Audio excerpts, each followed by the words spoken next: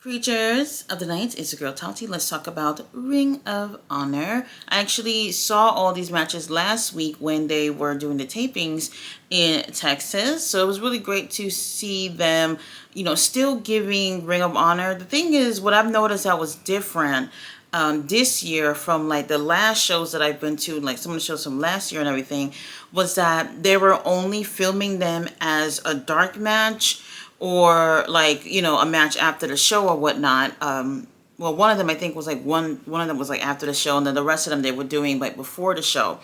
Last year, especially during the time that they had the residency, not only did they take out like a day or two or three to be able to film everything, but they were also filming like an hour or so after a Collision or after Dynamite so that they can get as much as they needed, filmed for these upcoming episodes. So this time it was a little bit different, just filming 1 to 2 matches a night, which was definitely a huge change in comparison to what they did last year. But anyway, we started off the show with Lee Johnson going against Atlantis Jr. Lee Johnson has absolutely improved, and when I say improve, I'm not even talking about him as like him the wrestling. What I'm saying is personality wise. I've always felt like he, as a babyface, was so boring, and I feel like him teaming up with Blake has just been a really good thing for him, and him being a heel has brought out this personality out of him that I actually gravitate towards. I know a lot of y'all don't care for heels, but if someone like me is feeling it, trust me, it's working.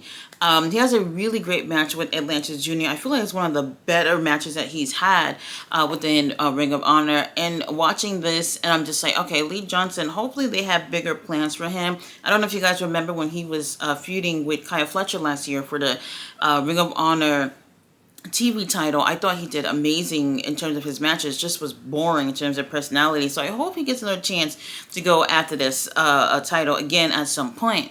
However, Atlantis Jr. is, I don't know what it is. Everybody is just in love with this guy. Well, you know what? That's not true. Maybe the company's in love with him, but he's actually been getting booed in Texas, which is interesting. I'm not really sure what that's about. I don't know. I just boo him because he beat Kyle Fletcher for the TV title with his frog splash. You know what? Let me not even get into it because it is traumatizing when I think of it. But he ends up still taking the win here against Lee Johnson with a frog splash. I really feel like splashes are just not finishers for me. I don't think it's strong enough because, like, you imagine someone's giving you their all and they give you a splash to win. Like, something about it is just like, no. Maybe it's something to transition to your finisher, but as a finisher, it's just not believable for me. After this match, though, we do have a little promo from Lee Moriarty after he had retained his Pure Championship against Blue Panther from the Supercard of Honor pay-per-view. And he is the longest reigning Pure Champion of all time. I believe I said it was 351 days as of today. Lee Moriarty is amazing, so fucking amazing. I can't wait to see what he does when he like gets on AEW and he's on that main card and he's showing y'all like how he's one of the best wrestlers out there.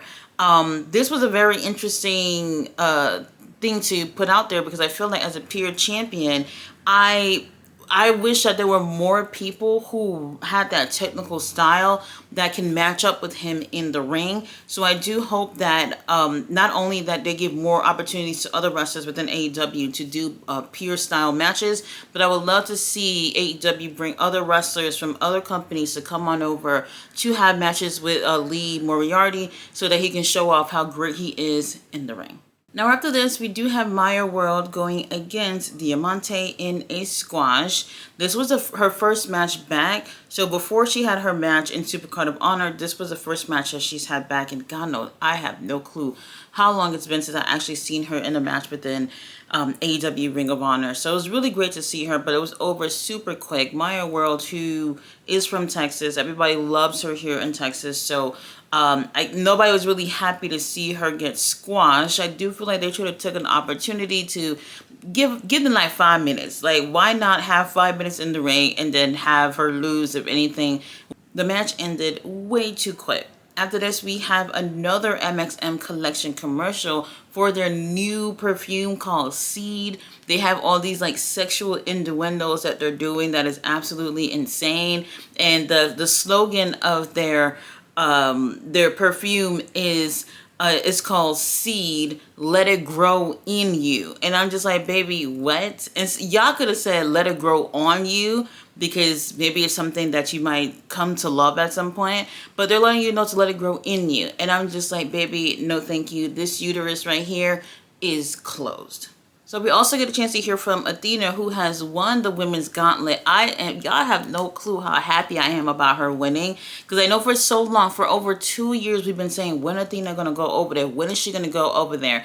And I don't know how people are feeling about it, in a sense of, for someone who has barely had any matches within AEW TV, who already just won the gauntlet match that can potentially win the women's title without her necessarily truly putting the work within AEW. Honestly, she's putting the work to me. She's been champion in Ring of Honor for over 2.5 years now. She's gone against a lot of the girls who are actually on the main roster, but on mostly on Ring of Honor.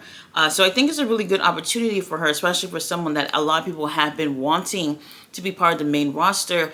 And I don't know if necessarily we're going to see her featured more in like matches or whatnot, but she's definitely going to be stalking Toni Storm in terms of getting that title off of her. Now, I don't know if you guys remember last night, she also mentioned about how Mina was injured. So they also talked about that on the show as well. They showed the clip from Mina winning the 4-way at Supercard of Honor and how she became the interim TV champion for the women's.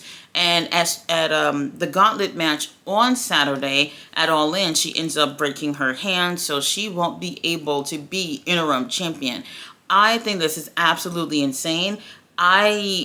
I'll be honest, when she was announced to be one of the girls in the 4-way, I didn't necessarily think that it was a good idea for her to be there, because she's heavily featured on AEW. And I was like, well, why can't we just give another girl a chance to be able to be interim, if anything? Personally, I don't care for the interim idea thing. It doesn't always work out. And unfortunately, this is one of the situations where it didn't work out. They put her in a 4-way for this title at Supercard of Honor, and then the next day they put her in the gauntlet match. Why didn't y'all just put another girl in the gauntlet match instead? Like, people have to anticipate that there can be injuries, especially when you're doing matches back to back like this. And unfortunately, she's injured. We don't know how long she's going to be out. But like I said the other day in one of my reviews, I said just what they should have did was no interim champion, and they should have focused on the new pure title for the women's that they said since God knows months back that they were going to do. They should be focusing more on that. And in a way, we kind of wouldn't be thinking too much about the women's TV title while Red Velvet get better. Now we have to wait for her and Mina Shirakawa both to get better. Now we also get a chance to see the clip of Dustin, winning the TNT title. Not only did they show the clip from the pay-per-view, but they showed a really nice video package of, like, I think almost every time that he went for the TNT title, basically showing that he has been in AEW since the doors open, and he hasn't been able to win this title every single time that he has gone for it, and he's finally got an opportunity to get the title. I really am happy for him. Kyle Fletcher, baby, I know he's next at this point.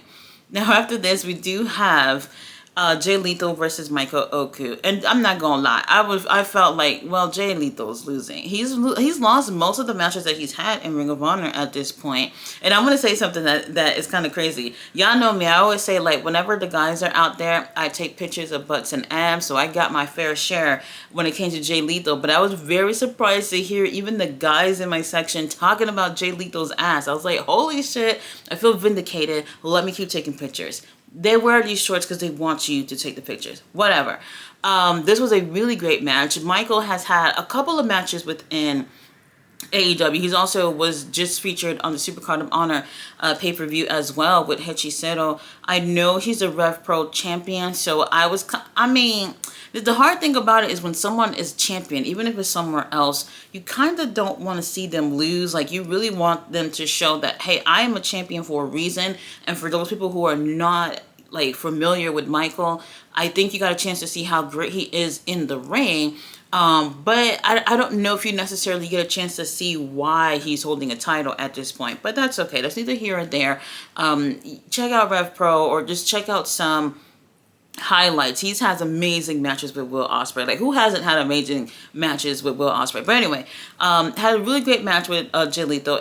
I was expecting for Jay to take the L because of his track record at this point, but he actually ends up taking the win with one of the deadliest lethal injections that I've seen in forever. It was just beautiful, absolutely beautiful. I was glad that he ended up taking the win, but I'm hoping there's like something gonna go on for Jay moving forward, because I just feel like as a Ring of Honor legend, like, he should be doing a hell of a lot more with the brand and for the brand. So hopefully this is the beginning of like maybe a winning streak, or him going for some title at some point in the future.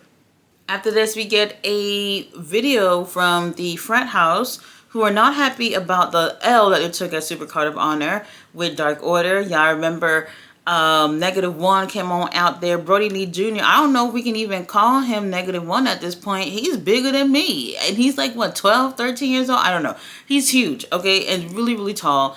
So he came out during that match or whatnot on Friday during the pay-per-view. So obviously the Frat House are not feeling good about it. So what do? They go to their local pub and go ahead and drink. And what I love about this is I love how that they are incorporating fans at the pub. So basically, I don't know if you guys have seen this, but whenever they're going to town, they would have, Frat House is going to whatever pub or whatever, come meet them there. Then you go there and you meet them, and they're actually shooting a segment for the show. And these people who show up, they're actually on the segment, and they're featured on Ring of Honor, which is so cool. Like, honestly, I don't drink or anything like that, so like, I don't know if I would participate, but it wouldn't be a bad thing for me to sit in the background, look cute. Like, what's wrong with that? So it's really cool that they do that. I like how they make the fans feel special. I really like the Frat House, and they're saying like, hey, you know what? Anytime y'all want to go again, we'll do this again. I do think that they can stretch the storyline. I really do feel like that. But either way, I want to see a payoff for either one of these groups. Now that Dustin is holding 3 titles for no reason, it's time for him to drop those titles for groups like Frat House and Dark Order and Infantry and everyone else that's back there. Because honestly, this is definitely getting annoying. Main event, we have Angelico with Serpentico going again. Well, it's just Angelico. Serpentico is just ringside looking cute with the mask. That's it. And then we also have Hechicero, who is just so, oh my God, he's so dreamy to me. I am so upset that I didn't get a chance to meet Hechicero. He was doing autographs the day of All In, and I just could not meet him because I had to be at the stadium at a specific time. So I'm really upset about that, but I'm sure another opportunity will present itself sometime in the future. God knows when. We're praying. Anyway, Hechicero out there taking Angelico to school, which I do enjoy, and it doesn't make it easier that Rocky Romero is getting involved every second that he can. So for me, I really do like Angelico. I remember when he was feuding with, well, I don't want to say feuding. He had a little something with Eddie Kingston. And before he went against Eddie, he had like a series of matches where he was really trying to prove himself to go for the world title.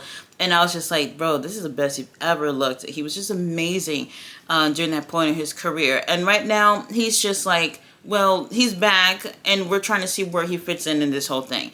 Meanwhile, Hechicero has a point to prove because he has his eyes set on Bandito for the world title. So like I said, he took Angelico to school and whooped his ass for the win. Yes, there was cheating involved, but forget that part happened. Hechicero still won. After the match, Rocky Romero gets in there and stomp on Serpentico and Angelico. What else do you expect? And Hechicero's like, you know, I'm not doing anything. Let me join in the festivities, and start stomping on them too. Then here comes Hologram, who comes out. Honestly, I was expecting Bandito to come out. I think the reason why they didn't do that initially was because this was filmed before Supercard of Honor, and if Bandito came out before, during that time, it would look a little weird for people who were there. Like, why is Bandito here? I don't know. I guess it would have been a little bit of a spoiler to what happened at Supercard of Honor on the Friday, if you know what I mean, because all this tape shit, whatever. And maybe we'll see something with Hechicero teaming up with Rocky to go against Hologram for the kids. Overall, this was a really great show, and I do feel like with them once again having a show like what 45 minutes, I want to say 40 to 45 minutes, we could take advantage of doing a little bit more. I don't know if we're going to go past an hour mark anymore. They do have the residency coming. Well, they have a residency right now in Chicago. So I'm hoping that they are taking advantage of that to give us longer episodes of Ring of Honor. They also will be doing a residency in Philly as well, which will lead to the Death Before Dishonor pay-per-view. I think the last day that they're going to be over there, I believe, something like that.